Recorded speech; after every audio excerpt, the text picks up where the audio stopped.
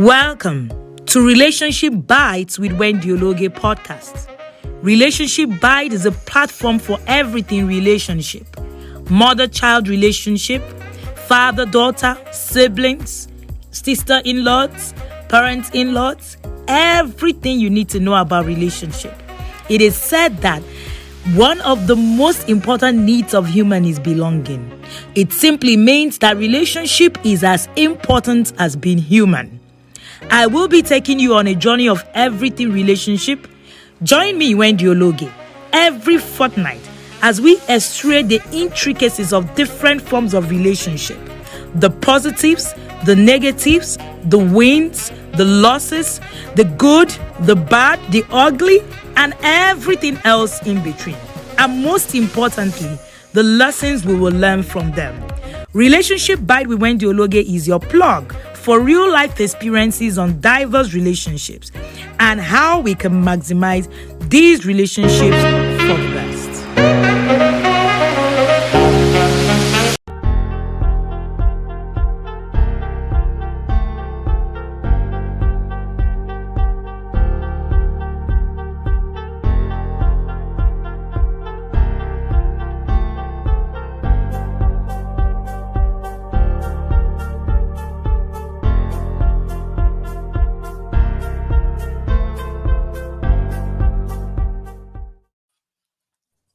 And yes, we are live. Yay! So if you're here, make some noise like Celia and I. So you're meeting we love my to make friend. noise.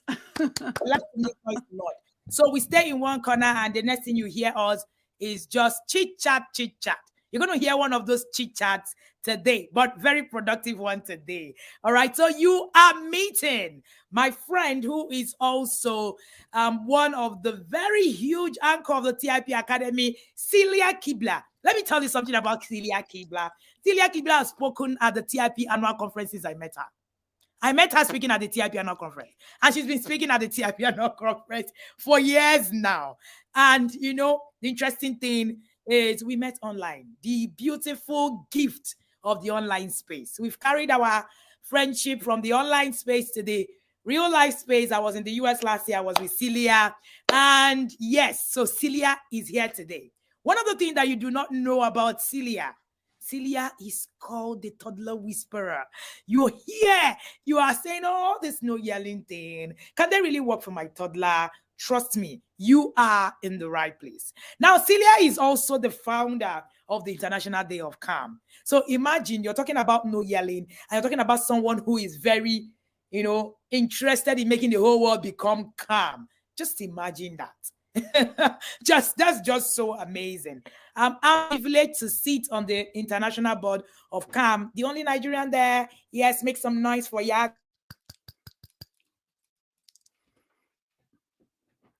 Oh, Wendy, you froze. And you froze with your mouth open for excitement. But we're not yelling, we're excited. So I'll just keep talking. And Wendy and I met like we are like sisters that were separated by continents and generations. Yes, that's all. That's just all. Welcome here. It's so good to have you here. So yes, did you guys make some noise for me? I'm the only Nigerian that sits on that board. Come on. Make some noise for yourself. Are you not the leading parenting coach in Africa? I know. Award after award after award. Who should you listen to? The best of the best. And there she sits. That's it. Thank you so much for joining me this evening, Celia. And we're bringing you the masterclass, how to end the cycle of yelling in your home. You do not want to miss it here. I want you to get a book, get a paper. You cannot listen to Celia and I and you don't have your paper full. Pen, paper. I have my pen, my jotter right here. Yes, I don't miss it. That's how I go to class. It doesn't matter whether I'm speaking or I'm the one listening, right? Put those listening ears on. Yes. So please get your pen, your paper, and let's get off. All right. Celia is also the founder of the Pumped Up Parenting They have a podcast. She has a YouTube channel. She has a group on Facebook. Name it, whatever it is that you want to, say. I'm sure that you are on this platform. I would like to also introduce myself in case you do not know. My name is Wendy Ologie, and I'm arguably the foremost parent coach in Africa. Check it. Go and verify, like they say in Nigeria. All right. So, so here we are. And I think that's enough introduction. How do we end the circle of yelling in your home? So the interesting thing is we're going to be teaching you professionalism, and we're also going to be teaching you experience. Between Celia and I, we will be averaging over 70 years of what we're going to be teaching you today. All right. So Celia is a grandmom. All right. And almost 70 years, just 5 years away from 70 and years. Almost 70 years. Yes. Almost as old as my mom is. And and Celia she has gone through all of the runs of parenting, step parenting, normal parenting, challenges with kids, name it, everything you can think of. Experience is here to guide us. But now let's even begin to talk about yelling in your home. It's yelling the normal way. Celia, one of the things I have realized, I used to think it was an African thing until I started to travel and I started to also, sit at the global front. I realized that it's a global challenge. It is a global challenge. And many of the times when I said, I'm wondering, a lot of what the parents say, they say the same thing all over. So what they say here is what they say there. And one thing I've heard parents say over and again is that I can't parent without raising my voice. It's not exactly. possible. And so, Celia, I'm asking you, you've raised children generations after generation. Is it possible to parent without yelling? Yes, it is. Wendy talks about how it's the same in all continents. It doesn't matter what language you speak or what world you live in. Every parent says, my child doesn't listen unless I yell. And the truth about it is, depending on what part of the world you're in, aggression may start with yelling, but then it involves beating and hitting and all kinds of other forms of aggression, not just verbal, but physical.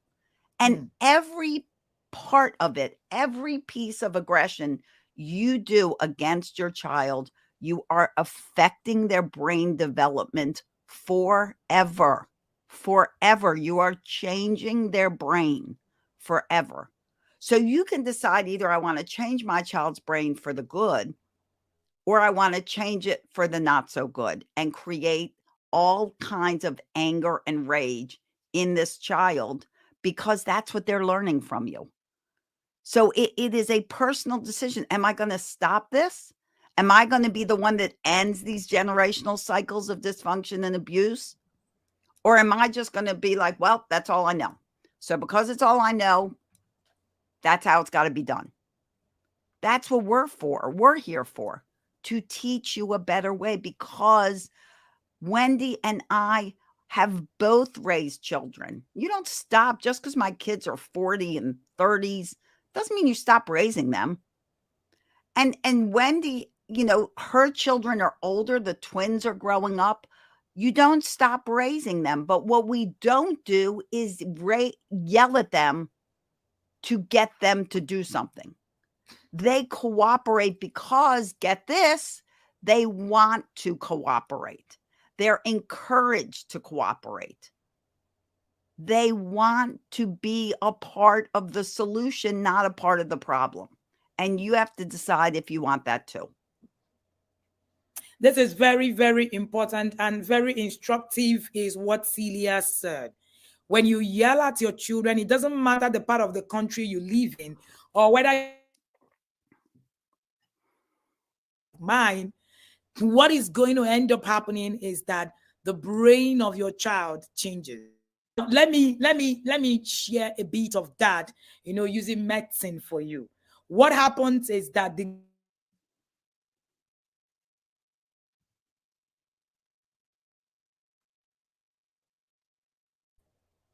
Sorry about that. I think I was frozen a bit. When you You're frozen. continue to yell, it actually decreases the gray matter. Now, what happens in the brain is that the child, so you wonder why there is, you see children, most children can't really think for themselves, can't really, do some stuff, decide some stuff for themselves, learn at the pace where they're supposed to learn. So people say, oh, they yelled at us, but we turned out okay. Now the question is, what is okay? When you begin to function below the functionality of higher function, we call it okay. But the human brain is actually supposed to function. How that development happens, and when that happens, the brain is so I don't know. I wish I have a diagram to actually draw it for them. The brain actually changes the course. So instead of going this way, the brain is going this other way. That's actually so just understand it that way so that I don't confuse you with my medical jargons. All right. So instead of the brain going this way, the brain begins to go this way. That's what happens. So many of the times when we say, oh, but they did it to us, nothing really changed. Is that really true? That nothing changed. All right. Celia, we're talking about the effect of yelling. Maybe we can discuss the effect of yelling that was that happened to you and I via experience. So Celia, like me, grew up with parents who were yellers. My dad was a yeller. My mom wasn't. My dad was. And that's how I started going on the journey of not yelling. But I'm going to let Celia share her experience about, having a yelling, parent, and what that, translated to in her adult life, and how she was also able to deal with it. We're talking about stopping and ending the cycle. When we talk about the cycle, we're talking about breaking generational cycle of yelling. How do you even begin to do that? What do you do? And that's one key thing that we want to do. And please, before Celia comes to share, just go to the comment section. When you hear that particular thing that, hits you, right? You know how we do it in the academy. Share the fire emojis right in the comment section, if this is also impactful to you. And if you're just coming in, tell us where you're logging in from. These will have a global audience, interestingly, people from all over the world. So just tell us where you're logging in from, and then, keep the comment section buzzing. Thank you, Celia. Please, over to you. Okay. So yes, and my family is the perfect example of ending generational cycles, because my father was physically and mentally abused. So he was beaten, and he was called names, and he was screamed at constantly, and he never felt like he was good enough. And when he came to our family, who had his own family, us, he yelled a lot and called names and brought the mental abuse in, but was able to control the physical abuse, which is great. I mean, it's great that he was able to take the next step. Enter me and my family. I didn't have any of that. So I did not have verbal abuse and mental abuse in my family, nor did I have physical abuse. So in 3 generations, we were able to end that cycle. So it can be done. And I'm very proud of my father, even though he yelled, that he didn't bring that physical abuse that he learned, that at least he was able to control that, but the yelling was still there. And this is what happens. What happened to me and my sisters and brothers?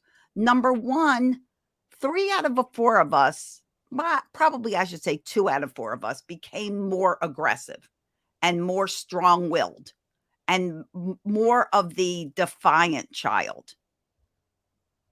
Me and my brother were more the peacemakers, the ones that wanted to make sure everyone was happy. What can I do to make this happy? We were the sacrificial lambs of the family. We were the ones that wouldn't speak up, because if we spoke up, it might cause someone to yell, or it might cause a confrontation. So we also grew up with lack of confidence, because speaking up is confidence.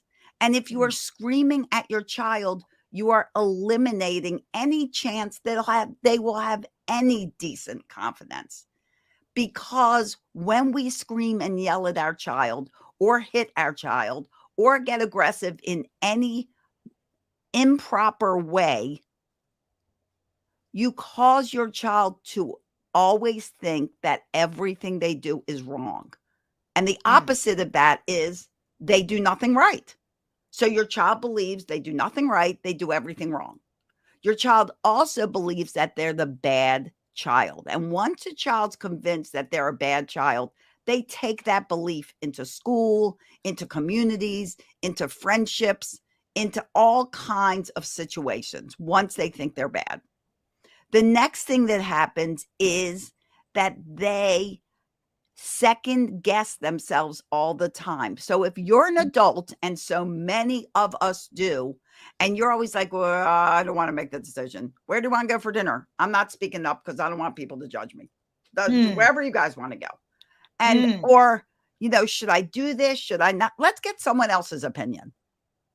If you are a person that second guesses yourself all the time, that is a lack of confidence. And you're talking to a person who literally has second guessed themselves their whole life, recently stopped. But even about a year ago, I was designing my kitchen and thinking about what color to do. And I really wanted this one color. And I said to my husband, let me call Lauren, my daughter, and ask her what she thinks. And he goes, why are you going to call her? I'm like, well, because she has better taste than me. But it was me second guessing myself. What if I did it wrong? What if someone came and said, what is this kitchen? Who designed this? You know, that comes from yelling aggressive childhoods, because what we are doing is stopping their every thought. Their opinions are wrong. What they say is wrong. They don't exist, and they believe they are invisible because no one takes the time to listen and hear them and see them. Instead, we're just instantly judging, instantly criticizing, instantly ridiculing, and that destroys a child's self-esteem and their self-worth. And not just a child, that destroys a child's self-esteem, and then the child becomes an adult. And you know, I see many adults, you know, working in this space, Celia, it's interesting that we see many adults every day second guessing themselves. You see adults who are in this class today who are thinking, why am I in your no yelling challenge? It's not going to work, because you have been taught to stop your thoughts. Exactly. So you're here, you're listening to us, you're wondering, what are they saying? Why are they talking about? But what I know is that you cannot not yell. What I know is that if you don't yell, your children don't listen to you. So you begin to, you were, at some point, you were, you know, you told yourself that you needed to come and listen to this to work on your yelling. But, you know, some point you begin to ask yourself, am I really supposed to be here? What are they saying? Maybe I should call a friend to ask them, does this really work? Maybe I should ask a friend who have attended one of their courses before. Let me be sure that this actually, that's what happens to you. You don't even know if you should go this way, go that way. And it erodes your self-confidence. And yet we come out to say that we turned out okay. Now, let me also talk about the other extreme. Now, this is Celia's extreme. Remember that when Celia was talking, she said that she had, you know, two other siblings who became aggressive, while two of her siblings became very peace-loving, right? Peace-loving in such a way that it's so, I say, when you use negative discipline, your children will either retreat. So Celia retreated. It wasn't like she was a good child. Like we would all say, oh, this child, the child is so calm, you know, so good. And, you know, many times I ask parents, what exactly is a good child? What is our definition as for a good child? Because for us, a good child is that child who will never, you know, say something or argue. For you, that's a child who, you know, is bad and all of that. Now, the other extreme is that child, you know, can also rebel, which is the other extreme. The child becomes aggressive, rebels. So the child rebels, the child retreats. Sometimes the child actually, you know, begins to think of revenging. So these are some of the things that negative discipline actually, let me tell you how you revenge. And you know, see, there many people don't understand this. Many times I see children talking to their parents and they're yelling at their parents.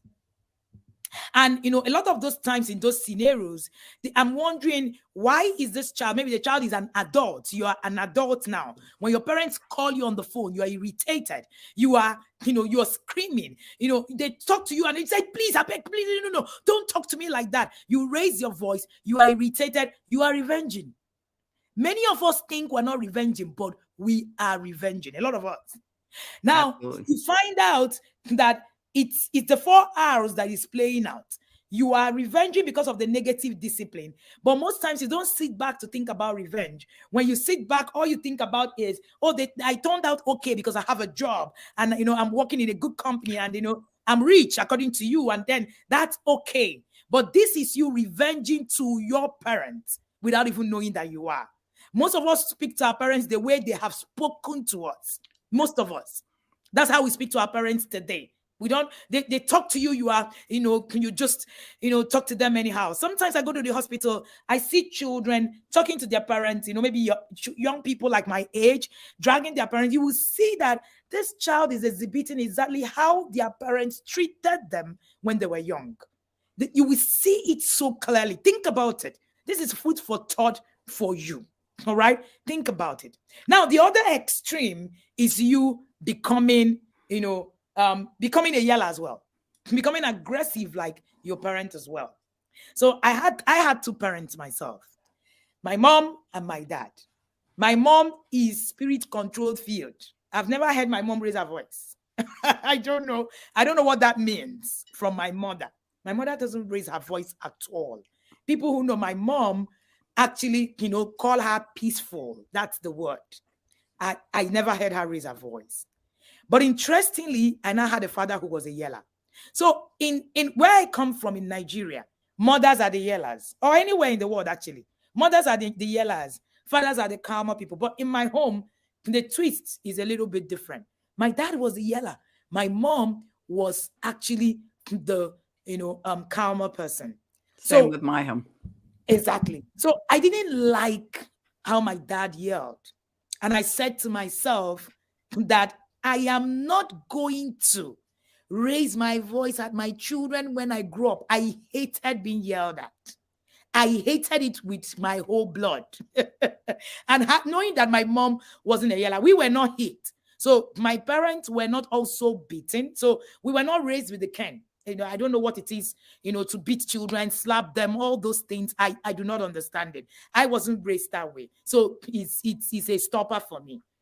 And when I now had children, I said to myself, I'm going to stop it automatically. You know, we think that being a parent, you don't need to get training. You just automatically become a parent. But interesting thing, Celia, I became a parent and I became a yeller. And that was it for me. All right. And you know, that got me thinking.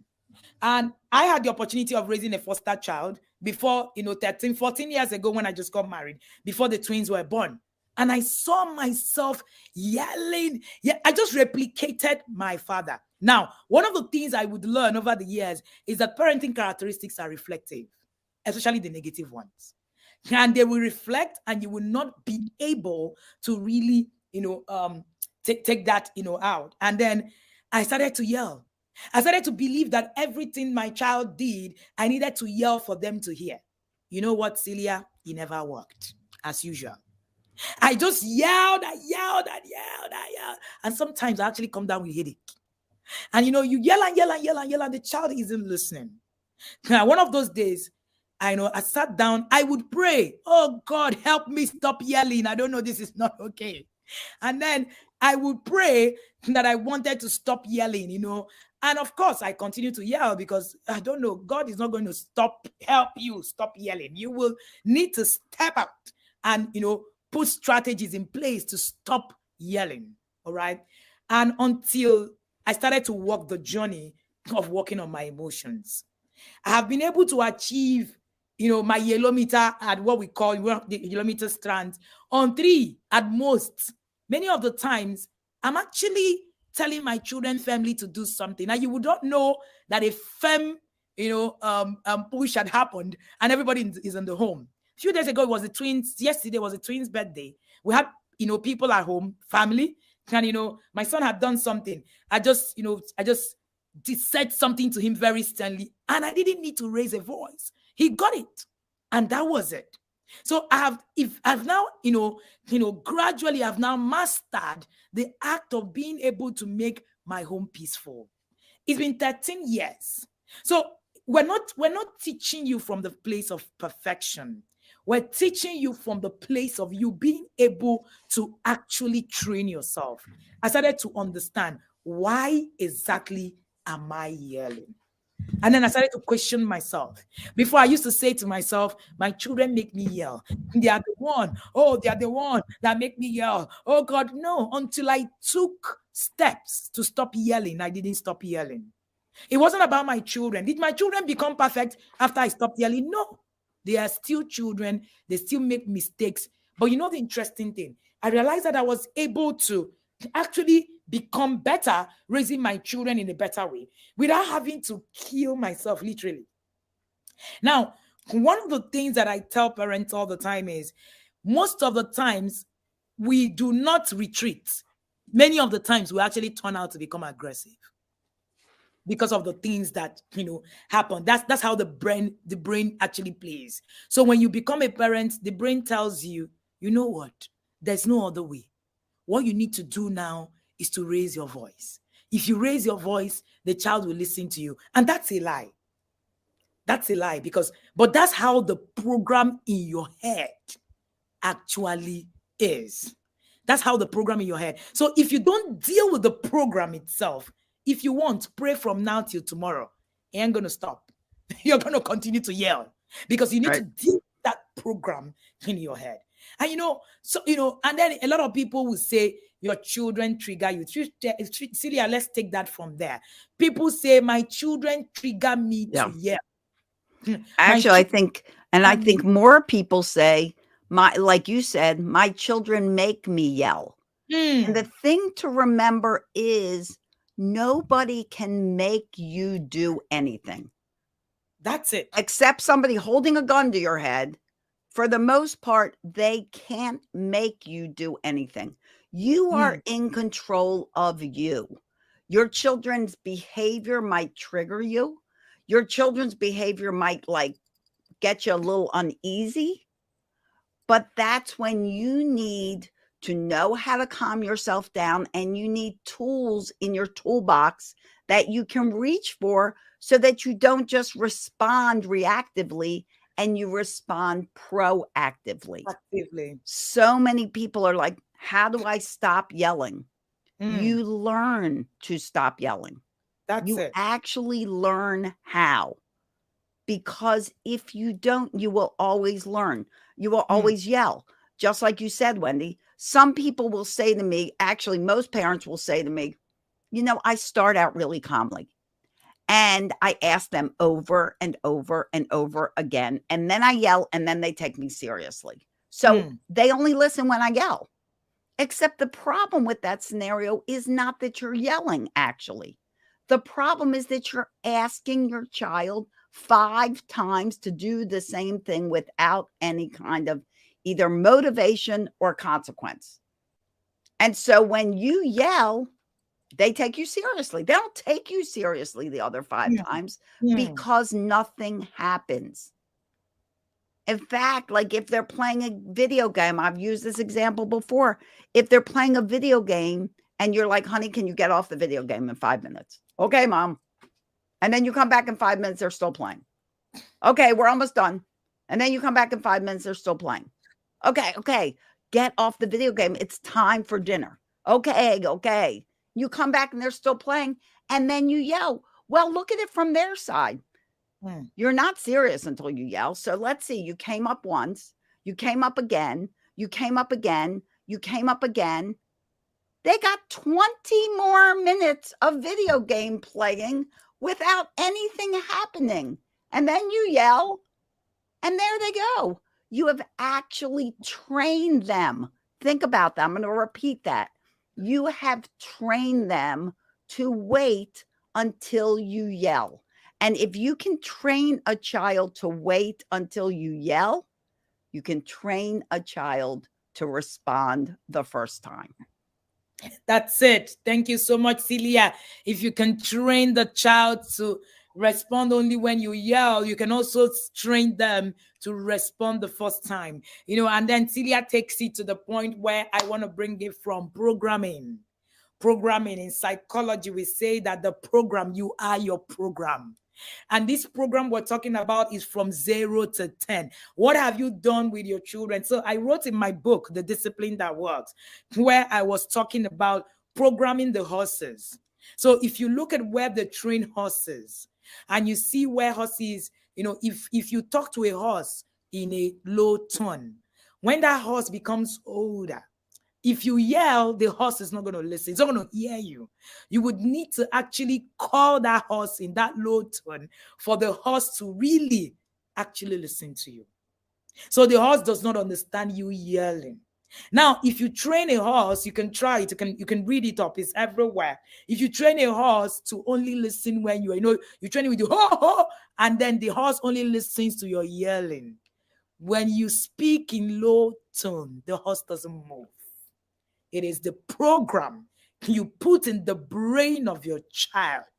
That is actually what happens when you train your child to only respond to yelling. When parents say, my children don't respond except I yell, it's simple. You have trained the brain that except I raise my voice, mommy is not serious. Right. That's what has happened. Right. So when I talk in low tone, I'm still joking. But the moment I begin to raise my voice, it says, check it. Mommy ain't serious. Mommy, just hold on. Then the brain interprets it. It's not just the child. The brain interprets it to the child and says, oh, there's no danger. Now, when you yell, the brain tells the child, danger, respond, danger. Right. And then the child will respond. So the child is not responding to your instruction, really. The child is responding to the danger that is. Their fear of you. They're afraid of you. Yes. So the child, it's not like the child is listening to you. The child is just afraid of you in that moment because the brain has told them, if you do not respond to mommy now, mommy is going to whoop your ass. Mommy is going to smack you. Mommy is going to raise her voice and even make it even louder. So the brain tells the child, hey, we're in trouble. Stop now. So the child doesn't really listen to you. The brain just wants to save the child. Now, the function of the brain is just to protect the human being. This is why when some negative things happen to you, the brain shuts it out if it's going to kill you, because the brain wants you to stay alive. So it is something that you need to actually think about. So your child is not really responding to you. When you yell, your child is responding to the fear. I want you to write that so that you can remember it. When I yell, my child isn't really responding to the instruction. My child is just responding to the fear because they don't want to be in danger. I don't think any of us want to raise children who feel that they are in danger where we are. Now, see, parents are actually people who are supposed to protect the child. Now, when you begin to, be that person who now poses danger to the child, just think about it. How does that sound? You are a protector. But the safest thing that happens to a child, and then the child now begins to get afraid of you, then of course you have lost parenting in itself. Because parenting is for protection. Somebody was asking Celia, so how do we begin to break this cycle of yelling? Where do we start? All right. So let's take it from there. With the first part, the first place to start is to recognize that you need to learn a better way. So everybody that is thinking, how do I do this? I want you to put in the comments, I need to learn. I need to learn. Not your children need to learn. You, the parent, need to learn. Write in the comments, I need to learn. That's step one. Step one is acknowledging that you have missing information. We come to the world with all the knowledge we have. You wake up in the morning and your day is going to go with all of the knowledge you have. And your day will proceed from that knowledge. We only know what we know. And if you are yelling, there must be something that you don't know. That's it. And if we don't know it, then how can we stop it if we don't know how to? Excellent question. So first, you've recognized how to learn.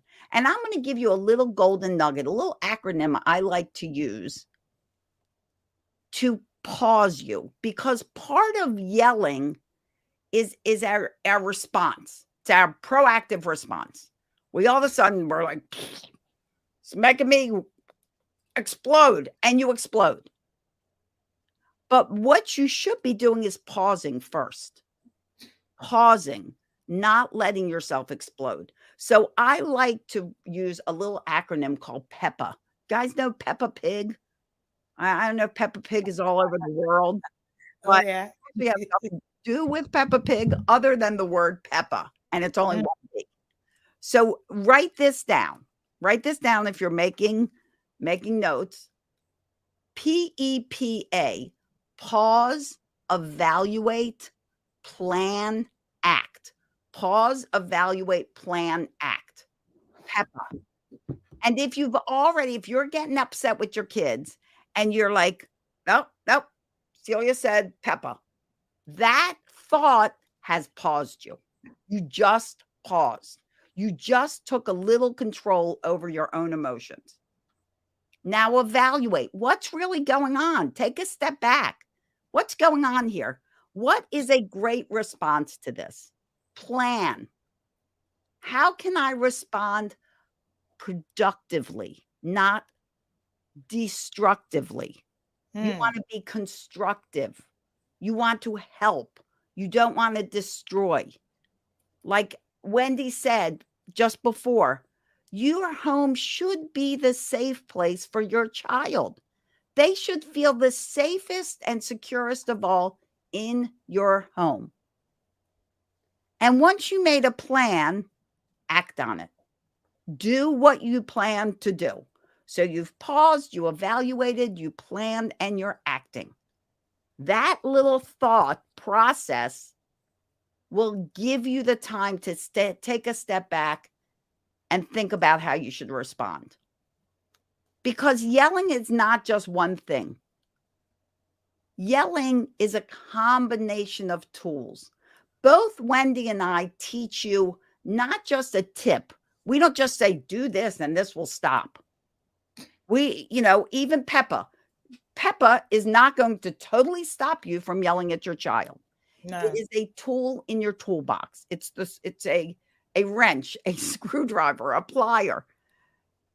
But what you have to realize is all of these issues that you see showing up with your children, that you're challenged with every day, they are symptoms.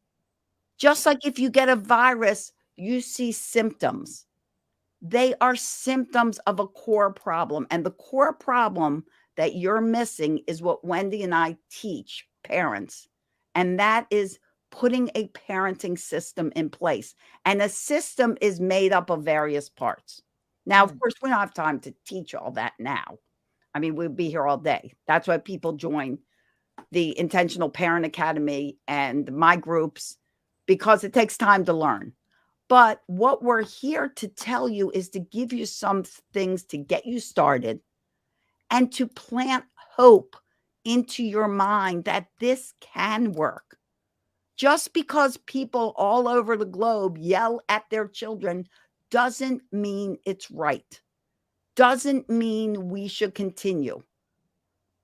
Bullies, everybody's like, oh, my child was bullied at school. Where did that bully learn to bully? Guess where? Their house. They learn to be a bully from their own parents. Whatever you do, you're teaching your child to do. That's it. If you're yelling, you're creating all this cortisol in their brain. What does cortisol do? It does a lot. Like it makes you sick, literally ends digestion, cause nausea, vomiting, diarrhea. Oh, too much cortisol. It makes your blood pressure raise. All of those things you feel when you're angry, that's cortisol at work. When wouldn't it be nice if we created dopamine in our brain? What is dopamine? Dopamine's the happy thing, the happy chemical that our brain produces that encourages us to get along with each other, encourages us to cooperate, because we are encouraging our kids. Think about motivation. Are you more motivated by something positive, or are you more motivated by threats and negativity? If you go to work and your boss is always yelling at you and like, you did a terrible job on this. This is horrible. This is horrible. I know. Yeah, you worked hard, but look, you missed half of this. Are you going to stay at that job for a long time? Do you respect your boss? No, you're going to quit. Well, guess what? Your child can't quit. That's it. They're stuck with you. That's it. You want to chime in? You can chime in because you know me. I have coffee and I'll go forever. and that's it. And you know, it's even so Celia, not just that the children can quit. Did I even answer your question? I don't know. Yes, you did. And it's also that the children can't also fight back. They are too small, too little. So people say when we talk to our spouses, anyhow is abuse. But when we talk to our children anyhow, no, that's not abuse. That is training. How do you train people abusing them? I've never been able to understand, that you walk over somebody, you walk over everyone, someone, and you expect that you are actually training that person. The irony of what we say parenting is. And, that's why talking about, parenting, not yelling, I can see quite a number of people saying, what do? I want to learn. There is no one conference that is going to give you what you need when it comes to, parenting systems. It's a system. You would need a system that builds structure. See, I'm not going to lie to you. We're not here to lie to you. What you're going to get here are tips and hacks. And parenting is not about tips and hacks. Take it anywhere. You need systems, you need structures, because you need to learn. And if you're going to learn this one class or this paper that Celia has given you now, when she says pause, evaluate, how do you evaluate? If you do not have emotions control, how do you pause? You can't, because it's a program in your head. Is it the first time you're going to be hearing, oh, pause when you're angry? That's not the first time. But there are tips. Plan. How do you plan? What do you plan? What do you plan on? Which is the conversation. So I want to see people in the comment section actually say, Celia said something about, I want to respond productively. How do you respond productively? Would you like to learn? Let me see you in the comment section, because I have something to, share with you. If you would like to learn, if you actually like to learn, Celia and I have actually come together to put structures that will help you learn, move from the yelling parent to the calm parent. People say, oh, it's because your children are older. That's why you can say you are going to become. That's not true. I had toddlers. All right. My children were once toddlers. I wasn't going to be a mad woman running up everywhere. Sometimes I see people yelling in church. I cringe. How do you yell that much? How do you think this child is going to learn? In school, everywhere. So we are planting fear. We are planting fear. So learning to be a calm parent is a process. The ability to be calm, clarity, ability to really understand, how do I need to move? How can I move from one point to the other? Because that's how the first thing you want to begin to ask yourself, how do I learn? And this is why we have put together the No Yelling Challenge. All right. Details of the No Yelling Challenge is on the screen.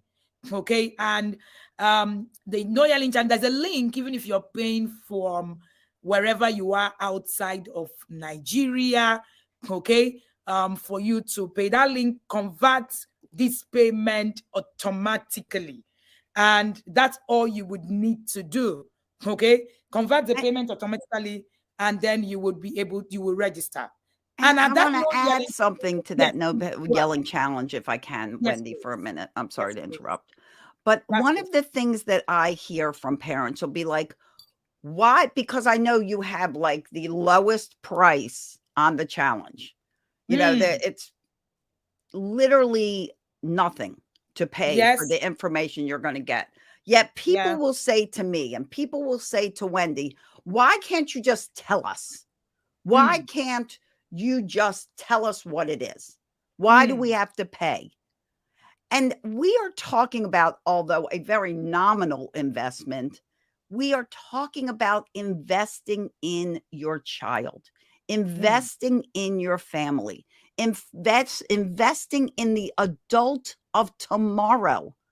Because if you don't change, if you don't learn, guess what you're making? Another you. And if you look in the mirror and be like, nah, I'm not so sure this is looking so great, your child is a mini you. And they are learning everything from you. And if you're yelling, they're yelling. If you're cussing, they're cussing. If you're hitting, they're hitting. Invest in your family. Invest in the future generations. What you do now has been proven to affect 7 generations from now. Now, yes. You're not just stopping it for your kids. You're stopping it for their kids and their kids and their kids and so on and so on. That's not worth $13. That's worth hundreds. And you will go buy a car for an enormous amount of money that does nothing to create another human being. This is your job. This is your responsibility. And I'm sorry, but there is no greater responsibility in the world. You will go to college to learn a job. You will go to a trade school to learn a trade. You will go to a restaurant to learn how to have a job. You don't just get jobs and they throw you in there. You train for it. Make no mistake, parenting needs training from experts. And you have to pat ourselves on the shoulder, 2 of the best ones right here. Thank you very much. Thank you. Yeah. But that's true. Yes. So that's so true. Taking it off from what Celia, had said, parenting does not require perfection. It requires training. You don't need to be perfect to be a parent. We're not perfect. You just need to be trained. You just need to be trained. And let me say this offer to pay $13.599 ends tonight. At midnight, it ends, and that's it. Tomorrow, the fee increases. So take advantage of it now as we're speaking. As soon as it's midnight, we're done. You will come in. We already have almost 500 people in that challenge as we speak. So it's not so when you attend courses in the TIP Academy, the truth of the matter is you attend courses, you go home and you're wondering, did I pay $13 for this? Or did I pay? Why? Some people come back to give us money when they're done. Yes, because they are wondering, what are you talking about? Why? How can you pay? How can I pay $13 and I have this so much information? All of these things that I'm learning. It has happened. It happens to us course after course. Course after course. You can't even take that away. Parenting requires that you are trained. Parenting does not require that you're perfect. Now, so as we go on, if you're just joining us, the details of that challenge is right on the screen. You miss this amount today, you miss it for life. You're not paying it. And this challenge is never going to be at this amount anymore. Trust me, nobody charges this in the world. Nobody. Go and do your research. For parenting trainings, no, you can't find it. All right. So it ends today. You don't take advantage today. Oh, well, that is you. All right. But let me say this to you. You know, I made an acronym for CALM. It was part of what I taught at the Day of Calm session with Celia. If you were there, let me see you put a comment in the comment section. I know that some parents who are here were also at the Day of Calm. You know, I shared about the acronym for CALM. It is my acronym. It's not on Google. It's from me. When you put it, you put my name on it. So, number one is connection. If you're going to become a calm parent, you want to connect. There is no calm. There is no calm that actually can give you access if you are not connected to your child. So we run we run a program in the academy called the Inner Circle Program. If you want details of that program, you see scrolling down here. In the Inner Circle Program, we give parents what we call the connection tool. That connection tool helps you to actually connect with your children. So that connection tool is what they are small, it trickles, you know, little something here, little something there, and you build it. The more connected you are to your child, the more you actually be able to stay calm amidst challenges. We call it filling the emotional bank of your child. When the emotional bank is filled, you will find out that you are calmer when things actually crop up. You're connected. Think about it. Are there people who wrong you? When they do, you say, I've already forgiven you, is nothing. Do you know why you do that? It's because the emotional bank that they have from you hasn't been overdrawn. They're feeling it. They filled it over the years that it is still filled. I give you a very typical example. You guys know that I love my husband very much. You know, if my husband does something, sometimes I'm like, you bought forgiveness some years back, so it's fine. You know, because you know why? He's constantly filling the emotional account. He's not withdrawing. He rarely withdraws. He's constantly depositing. So when he needs to withdraw, it doesn't cost a thing. So it's the same thing with connection. When you're connecting with your child, you are actually building your emotional account. I taught this at the communication class we had last weekend, this week. If you were not there, you're on your own. All right. Number 2 is acceptance. If you're not there, you need to learn. Be there next time. All right. Acceptance. Number 2, calm. Acceptance. You need to first of all take responsibility. When Celia was speaking, she said the first thing you want to do is to tell yourself, I want to learn. If you're not able to tell yourself, see, you know what? I want to learn. You will find yourself not being able to take responsibility for anything. If you're a yeller, I want to put in the comment section and say, I take responsibility today. Me. I take responsibility today to deal with yelling. It's not your child's problem.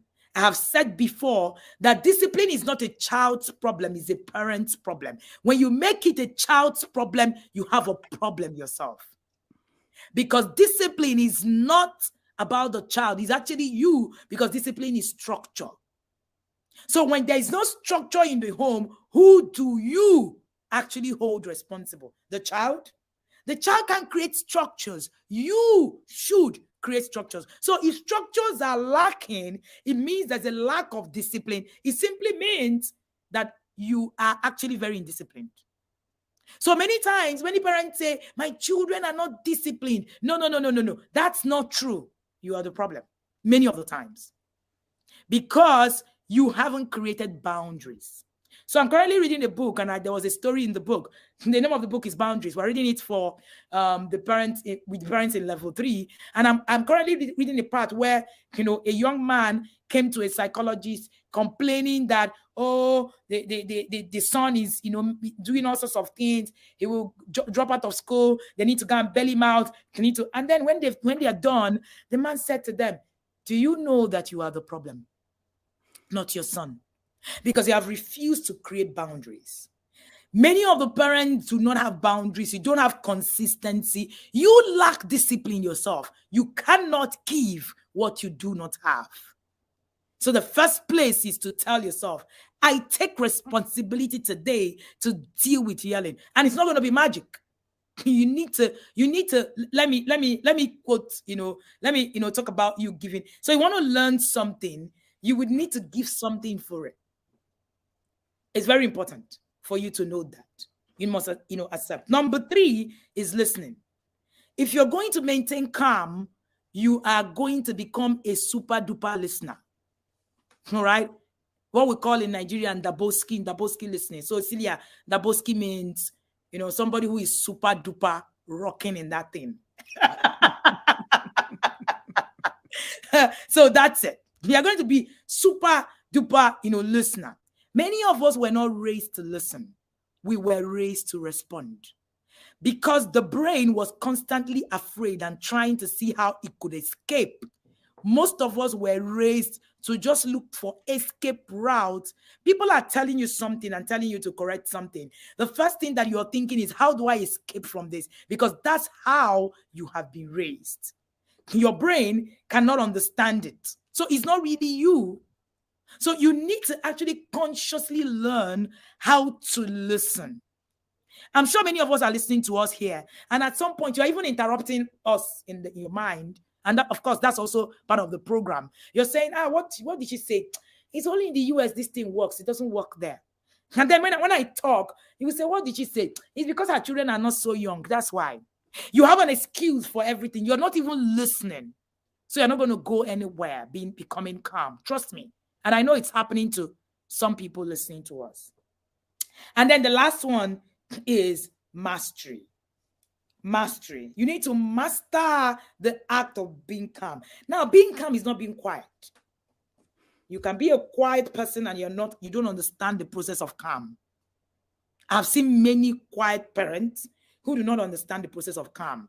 I taught a master class in the inner circle called Peace as a Skill. You need this peace. There's a way to actually become peaceful. And part of what we're going to be teaching at the No Yelling Challenge is that I'm going to also be giving you that access of peace as a skill for you to listen to that master class. So you need to actually learn how to be quiet. You need to master it. That's why in the scriptures, it said that Daniel understood by books. There is a learning for you to do. If you're a Christian, you understand what I mean. When he was talking about Daniel and talking about how he had to learn. Without learning, there's no mastery. Without mastery, you cannot make progress. So you need to ask yourself, have I learned anything to actually be able to help me? The same Bible says that my people perish for lack of knowledge. If you do not know how, you're going to struggle. All right? You need to identify the fire spots in your home. Part of what we're going to be teaching you, like Celia said earlier, was that we're not going to just be teaching you tips, hacks. For every family dynamics, there are different fire spots. We don't share the same kind of fire spots. Most of the classes that, people attend, Celia, you hear people say, just go, just keep quiet. No, it's beyond that. Right. It's beyond that. You need tools, like Celia said earlier on. Our time is running so fast. Now you can see that we've not even covered half a module and our time is gone. But at the No Yelling Challenge, you're going to have 5 days. Celia is going to have a whole module talking about toddler tantrum. Celia, before we leave, I would like you to say, speak a bit about toddler tantrum so that we can have a taste of what that conversation would look like. Okay. So, and in order to understand toddler tantrums, and I'm obviously not going to give all the solutions here, or you would not listen to me later, and we're running out of time. But we have to understand the brain, and we have to understand that what we're born with is very little. Your little toddler is only a smidgen percentage. I don't even know what the percentage is to a fully developed brain, which happens when we're 25 years old. So if your child is 2 years old and having tantrums, they've got 23 years of brain development.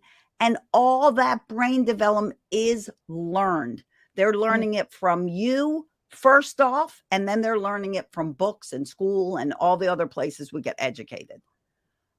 The tantrum is a automatic response from our brain because little kids have a lot of emotions, tons of emotions, but they have no emotional regulation.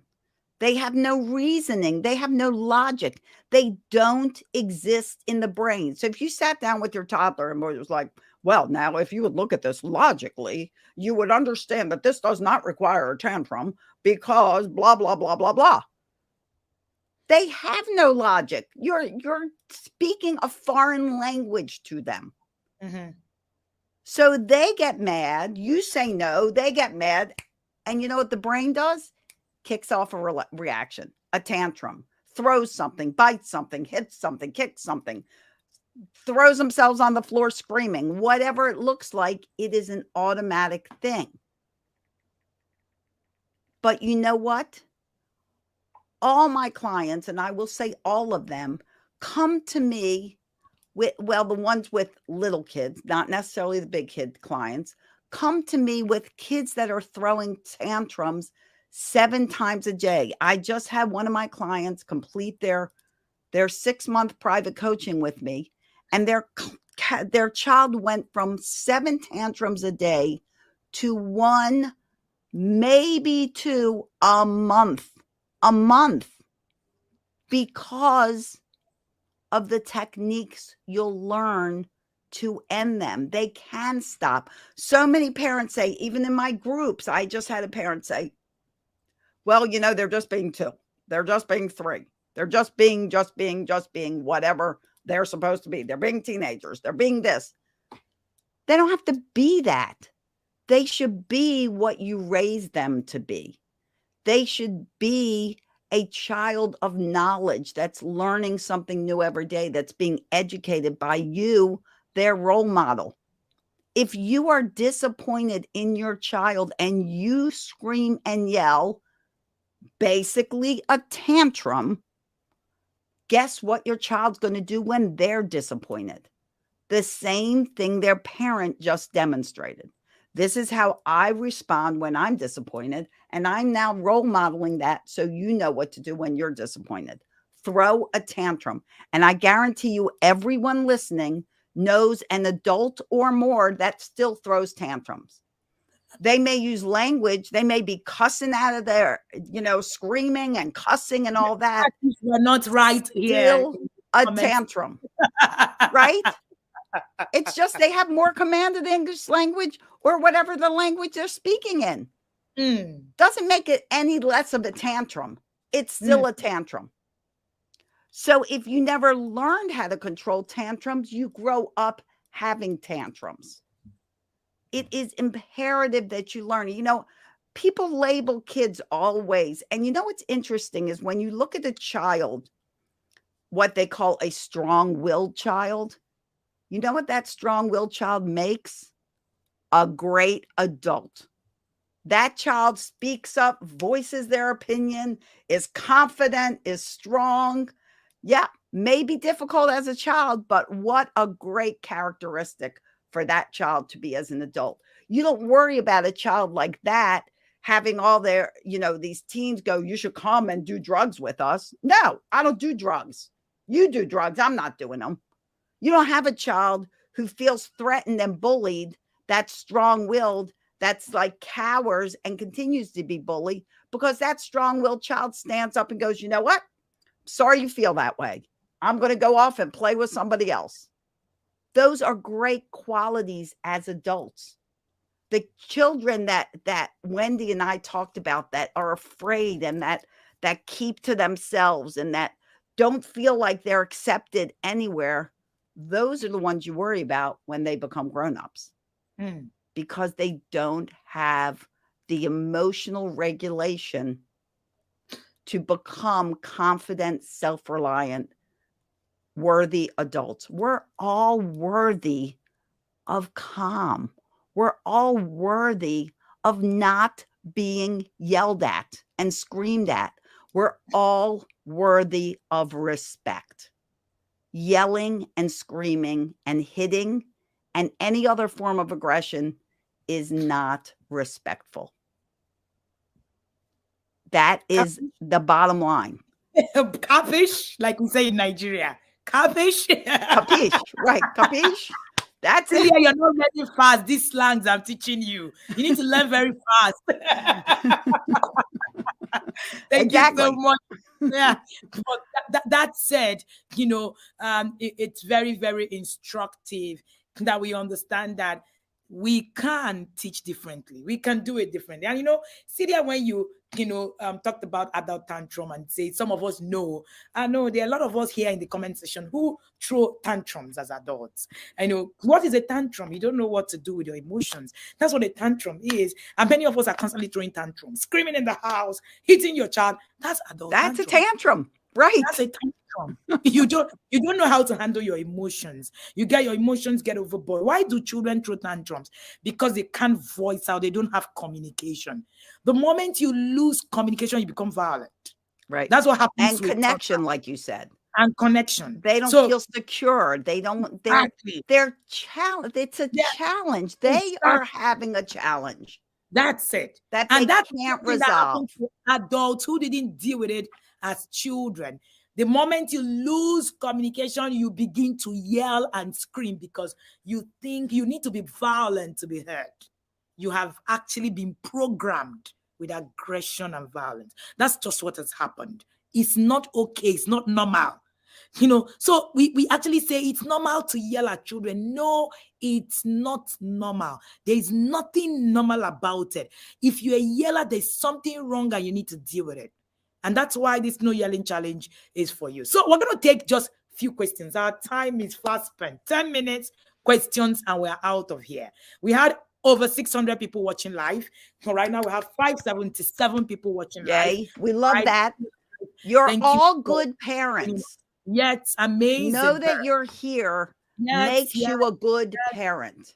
Yes, I agree. Absolutely. It means that you want to learn. It means that you're learning. And that's amazing. 583 parents still here from start to finish. Shout out to all of you.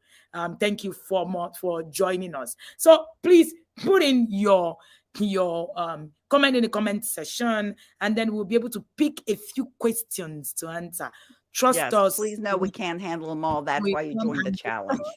Yes. Join this challenge right here. Yes, please. We can handle so much. All right. Join the challenge. If you're looking for the link, check description of this video to see the link to register. All right. You aren't perfect. You need to be trained as a parent. Absolutely. Absolutely. Yes, the moment you lose communication, you start to yell. One of the things that happens is that you don't know what else to say. It reminds me of that saying, the empty barrel makes the loudest noise and all of it. When you become empty, right. You don't have, it's not coming from anywhere. You begin to scream because you don't know what else to say. It's no longer coming out. It's no longer coming out. Think about it. Celia, when I knew that this thing was so real was when I traveled to France and I was staying in a place where they couldn't even speak English. For every time they spoke French and they couldn't communicate, I actually became angry. I became angry because I couldn't understand anything. When you lose communication, you lose your voice, you lose language, you become violent, you become angry. All right. You don't know what else to say. You don't know how else to solve your problem. Having a toddler tantrum to gain attention or just because he's not winning a game. How do I handle that? Olabisi, having a toddler trained tantrum to gain attention or just because he's not winning a game. How do I handle that? So here's a simple thing to remember. Attention is a lot the cause of a child throwing a tantrum, attention or control. So if your child is getting attention from a negative behavior, say they're banging on the desk, or they're just making noise, or they're throwing a tantrum, and you feed them all this attention, they will continue to do it. Why? They are now visible. Children often feel invisible. So what you need to do, and one of the best piece of advice is one advice that I can give you right now is to start seeing the good your child does. Children do much more good than not so good. Mm-hmm. I don't even like the word bad. Mm-hmm. But parents often only address the negative behavior because you're in the middle, your life goes on, they're being great, you don't say anything, they start fighting, you're yelling. What about the them being great part? How come you didn't go in and say, guys, wow, I got so much work done. Thank you for being so cooperative and playing so nicely together. We never do that. It would be nice for them to know that sometimes, most of the time, they get it right and you notice. So start noticing the right. Thank you so much. Somebody asked me, how do I connect with my child? You need to start to connect with your child by dealing with you first. I have found something. When parents tell me, how do I connect with my children? And you say, go and do this, go and do that. You get there, it doesn't work. You know why? Because there's something in your program that doesn't allow it. For instance, some of us can't hug our children, not because we don't love them, but because the way we were programmed actually makes it irritable. Your own parents were irritated to hugging you. So you also feel the same way. You're traumatized. Many of the times you're going through a lot of trauma because your parent hit you so much with the same hand. So hugging them wasn't something that was, there was something that was enticing, right? And then the same for your children. You look at them now. How do you? So I ask parents, the same hand you used to hit, you use it to cuddle and then use it to hug. You confuse the brain of the child. The brain doesn't understand who you are or what the hands are for. So you're hitting me with the hand, and with the same hand you want to, hold me and tell me that I love me. So the child begins to associate abuse with love. And that way, when they are abused and when they are loved, it becomes okay. You don't want to do that. Some other person is asking me about what the Bible says, spare the rod and spoil the child. I want to ask one question. I don't know if Celia wants to add to that. Celia is Jewish, but I'm sure Celia understands that quote right well. Absolutely. One of my babysitters that were taking care of my child said that to me. And I was, because it is viewed in so many incorrect ways. Exactly. That statement. Too many people take it as get a stick and smack your child. Exactly. What is and that is not what it means. And the question I ask everyone who brings that up all the time, Celia, is the Bible says the rod. Why are we not bringing a rod? Why are we using a branch of a tree? The Bible didn't say spare the tree branch and spoil the child. So we should use a rod if we want to literally do the word of, the word that is in the Bible. There's somewhere in Deuteronomy that says that if a child is stubborn, you're talking to a Bible scholar. Anyway, whoever asked that question, I am a grounded Bible student. And then goodness she is, because I am not. The Bible says that in Deuteronomy, that there's a portion where if your child is stubborn, that you should go and put the child in front of the elders and let them stone the child to death. How many of you have taken your children to the elders for the child to be stoned to death? Don't you have stubborn children? Why do we want to take the one that just suits? I mean, the one that just, for the Bible, you can get anything and actually, talk about it or justify it. See, you can justify anything using the scriptures and using the word of God. Please don't do that. All right. So when people talk to me, the first thing I tell you is I am first a Christian, then a parent coach. So don't come and think that we're saying, oh, the word we're going against the word of God. That's not true. Whoever preached that to you lied to you. Yes. Bring the pastor. Think of who God is. Whether they're my God because I'm Jewish, your God because you're Christian. Does God is our creator. He makes everyone in his image. Therefore, we all must be pretty awesome things because God is pretty awesome. Wouldn't you agree?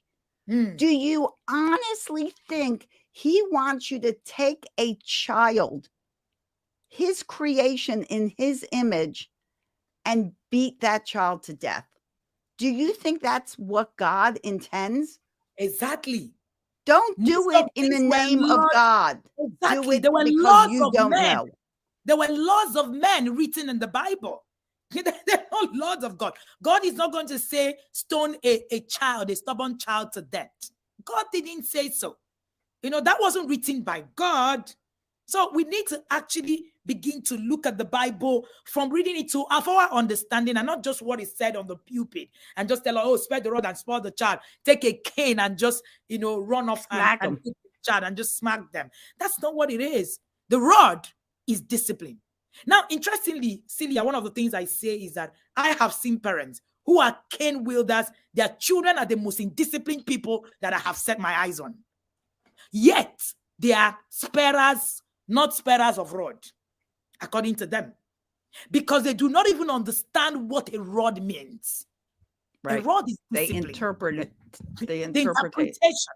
Right. And I say always, I've written several books on discipline. One of my bestsellers called The Discipline That Works. In that book, I said that one of the biggest problems we have with discipline is the misinterpretation of what discipline should be. Discipline is not yelling. Discipline is not beating a child. Discipline is structure, training. If you cannot train your child, you can structure it, then you are not disciplined. Right. And it's not true that if you don't hit a child with a stick, the child is going to be responsible. I wasn't hit with a stick. I am one of the most responsible people on planet Earth. I was never hit with a stick either. Here we have two very responsible human beings. My children are 13. I've never owned a stick in my whole life. When my son walks in or my daughter walks in here, the first thing you're going to read is absolute responsibility and leadership. You train skills into the children. You don't beat skills into a child. Right. I want us to go home with this. You don't yell into a child. You train them to actually grow. That's why the Bible talks about train up a child. Did you forget that part? Train up a child in the way he should go. Not beat up a child. If God actually wanted us to beat the child, he would have said, please use a stick and make sure that the child is beaten up. This is very, very important. Yes. If you do not define what discipline is, abuse is inevitable. It's Miles Moron that said that when the aim of a thing is not known, abuse is inevitable. And that's why discipline is the most abused subject when it comes to parenting. Absolutely. I want you to answer this question once we end. You don't have to answer it now. You decided to have a child, or maybe you didn't, and you had a child. Either way, you had a child. What do you want that child to be as a grown-up? What kind of grown-up do you want your child to be? Do you want them to be miserable? Do you want them to feel unloved? Do you want them to hate themselves? Because that's what happens if you're screaming, yelling, and hitting your child. They will grow up not to hate you. They will grow up to hate themselves. Limits and boundaries, I hear it all the time. People go, that's mean. No, actually the opposite. Not putting limits and boundaries in place for your child. Not setting up proper consequences that they can learn in. That's mean. That is doing a disservice to your child. Because if you don't set those things in place, your child's going to grow up to be a very unhappy adult. It's all up to you. What do you want for your child? That's it. Capiche. You didn't remember that. Capiche. Isn't that Italian? Capiche? Like the end. I didn't know that was Nigerian. I thought that was like Italian. Capiche? We're all multilingual. Yeah. We welcome everybody. That's it. Mazel tov. So, I can see quite a lot of questions right in the comment section. Like we said, there is no one training. There is no one conference that's going to give you, everything you need in parenting for you to walk the walk. Parenting is not about tips and hacks. Parenting is the process that takes you through the 18 years of life and then on reserve. And then beyond. On reserve. I have a client. I just got off of a 3-hour call with a family of a mom, a dad, and 3 children ages 38 to 31. We had a 3-hour call. Why? Because they're all so irritated at each other. Nobody wants to talk to each other. And one of them is my client, and she reached out to have a family call. You can do this your whole life. You can spend this hatred your whole life. You can have your kids never want to have anything to do with you like this family. Oh, yes. Or you can take charge and make it different. Is it too late? No, it's only too late if you're dead. And I'm assuming if you're on here with us, you're not dead. So I don't care if your child is 2 or your child is 22 or your child is 42. It's never too late to do something different and better. That's it. It's never too late to do something different and better. And this is so key. We have so many questions asking. I'm going to, Celia, do you have a copy of your book there so that you can also right here? How convenient. Yes. And let me also show you some. Here is my book, Raising Happy Toddlers. I also have 3 children's books, and they are available at celiasbooks.com. celiasbooks.com. Now I have a copy. Oh, but that's the old cover. Don't buy that cover. Buy this cover. Old cover. I'm the old people. That's the old cover. That's how long we've known each other. She got version 1. This is version 2. But you can get, this is a manual, guys. This is like, I wrote this so you could look up, okay, when a child lies, what do I do? Here it is, a whole chapter. Consistency, which, by the way, if you're not consistent. I'm going to be giving someone this book at the No Yelling Challenge. I am going to give it up free. I'm going to be giving 1 copy free. I have some copies with me. So if you're going to come, please, it will be inside the No Yelling Challenge. Thank you so much, Celia. Amazing book, amazing content. You want to get it on Amazon, you can get a copy, and I also wanted to help, add, somebody said something in the comment section that I want to also talk about. Person said, oh, but they use rods to steer, children to the right direction. Now, let me say this. Have you ever seen shepherds who use rod on the ships? Have you ever seen them hit the ship with the rod? Never. Never. Never. It never That is happens. not what it's for. It never happens. So I am not sharing with you what I don't know or something I thought of or something. No. Years and years of research. And for those of you who think that it's African to hit a child, it is also not African. Before colonization, there was no hitting of nobody in Africa. Go and do your research. Bring your facts to me. Let's talk about it. Learn. You need to learn about it. And if you learn about it, then you would understand how that works. Now, I wrote the discipline that works. And in the discipline that works, I wrote how I started talking about discipline from my grandfather. We're not going to be able to start, tell you everything about, this, subject parenting, but you can get our books. My grandfather died at 114. He was the first person who told me that he was never hit. 114? Oh, yes, 114. And my grandma died at over 100 as well. Yeah. And he said to me, in my time, nobody hit anybody. It was a taboo to hit a child. A taboo, an absolute taboo. I'm Igbo, all right? So I'm sure from the eastern part of Nigeria. And it never happened. I have done research in the Yoruba setting where I'm also married. It didn't happen. The North, it doesn't even happen even in the now. It's not a common thing. So when we say it's African, please, that is not true. It's not true. Right? It's not true. It's like saying we're doing this in the name of God. Exactly. Not true. We're doing it in the name of God, and that's it, and it's not true. Okay? Please. Now, that's it. So you have this book I've written. And all of your books. Yeah. If you're afraid that, you know what, I'm not one to attend a seminar, I'm too busy, I can't attend a challenge, then get the books. That's it. Wendy has umpteen of them. I don't even know the exact I think number. I have like 12 hard copies, and they are all available on Amazon. The Discipline That Works, Connect to Correct. I even have Bestsellers after Command. bestsellers. They are all bestsellers, sold in hundreds of copies.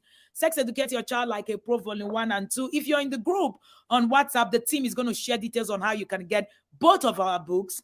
All right. How to love your child more. You have a problem loving your child. Somebody asked me that question. Get Some the book.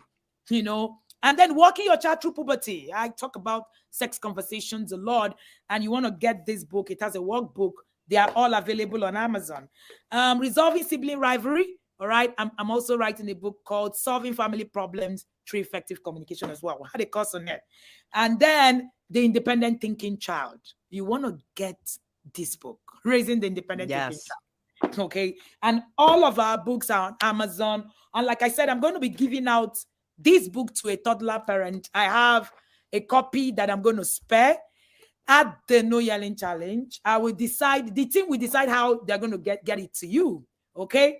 I got about 10 copies. Celia, 30 copies when I was coming from the US. Yeah, I think, you got like 10 copies. About 10 copies when I was coming from the US, and, gave out some. So I still have this one. I just looked at my study and, right in my study, and I saw that I had one. So I'm going to be giving that out at the No Yelling Challenge. So be there.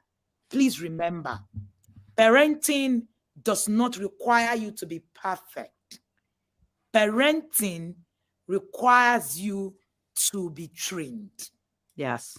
There is nobody who parents it effectively without being trained. You need to be trained. There is so much to learn, especially in our time. Parenting has gone past intuition. Parenting has gone past making emotional decisions. Please get trained. Get into the No Yelling Challenge. Please, it's going to help you a lot. Most of the things that we have shared here is going to fly, here and there. But at the No Yelling Challenge, we're going to be structured, and you will be able to access it the rest of the year. So do not be afraid whether you're going to be teaching it, how you're going to access it and all of that. All my books are on Amazon. All Celia's books on Amazon. Put on Amazon Celia Kibla. You see her books. Celia has wonderful books for children. She writes for children as well. You want to get those copies. I don't children's books. Yes, I only write for parents. All right. All my books on Amazon. In fact, I have over 30 books, hard copies on Amazon, including guides. So you want to go there. And, the TIP Academy is called the Harvard of Parenting for a reason, right? Yeah. So, just go there and feed yourself. Thank you so much again, Celia, for coming at the shortest time possible. You know that I love you. And I love you. And all of you. If you can't tell how passionate Wendy and I are about this, about making you the best parents you can be, and with as little investment as needed, I mean, this is our passion. We're not asking you to spend a fortune. We're just asking you to invest a little and show up and be willing to learn. Because peace is on the other side, not just for your kids, but for you. I have never met a parent who yells at a child who does not feel guilty and feel like a bad parent after they did. Wouldn't you like to feel like a great parent most of the time? Wouldn't that feel fabulous? Laughter ringing throughout your home. How great would that feel? Write down your best day, because after this challenge, that best day can happen again and again and again.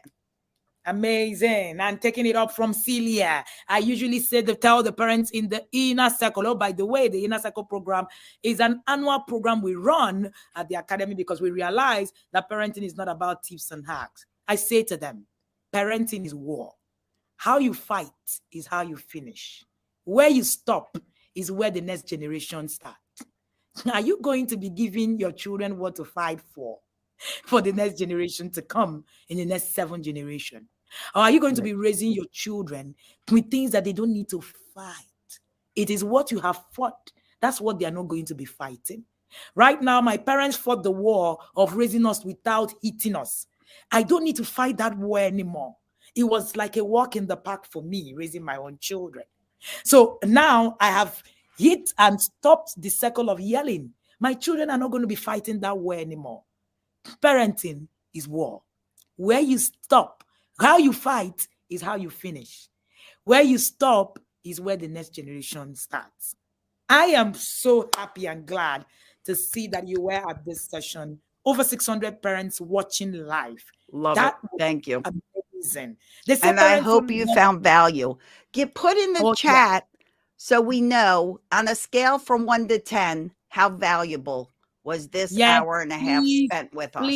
Please, on a scale of 1 to 10, put in the comment section. And parents in the inner circle, you know what to put, not just scale of 1 to 10. When you put scale of 1 to 10, you put the fire emojis, all right, beside it. Do not forget it. And don't forget that the No Yelling Challenge, this fee 5,999 ends tonight. At the end of this night, you will not pay 599. You will pay more. All right. The team is going to. So once they take it out, and you will not be able to get it at $599. So $13, nothing. Please join us at that challenge. You will be glad that you were at that challenge. You would not want to miss it. Celia, we're having a lot of somebody said we 10 fire, a million. I love it. Thank you so much for being here. I really want to say thank you. I want to say thank you because it's not everywhere, people say, oh, parents don't attend parenting classes. I say, no, not TIP. When it's TIP, parents attend. They are here all the time. Something that we say so proudly. Thank you so much for showing up for us and with us. All right. And thank you every time, Celia. The TIP annual conference comes up in July. Of course, Celia is going to be there dishing wisdom as usual. Thank you so much for always being there. Thank you for the support. See you guys at the No Yelling Challenge. Celia will be there with us, all right, sharing a whole lot from her experience. You do not want to miss that. Thank you, and do have an amazing, amazing week ahead of you.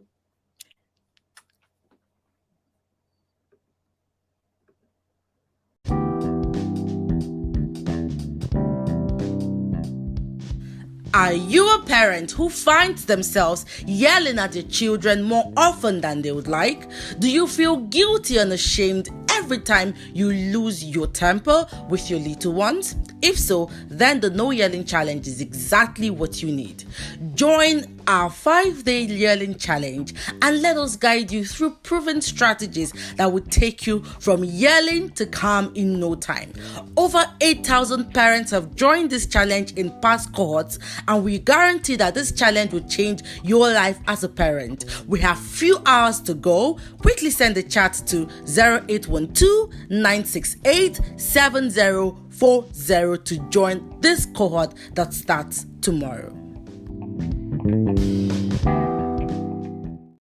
Thank you for listening to Relationship Bites with Wendy Ologe podcast today, where we share real conversations of diverse relationships and why they are important to human beings.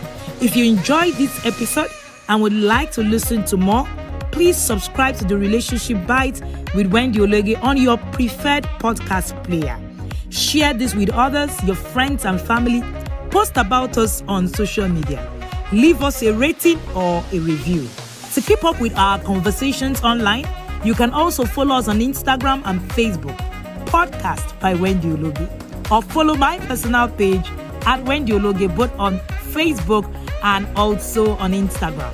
You can also catch my videos on YouTube, Wendy Ologe.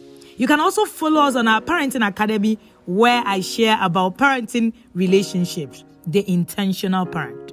You want to learn more about us? You can simply search us out on www.wendyologe.com, or you can email us, podcastbywendyologe@gmail.com. Thank you again, and catch you next time.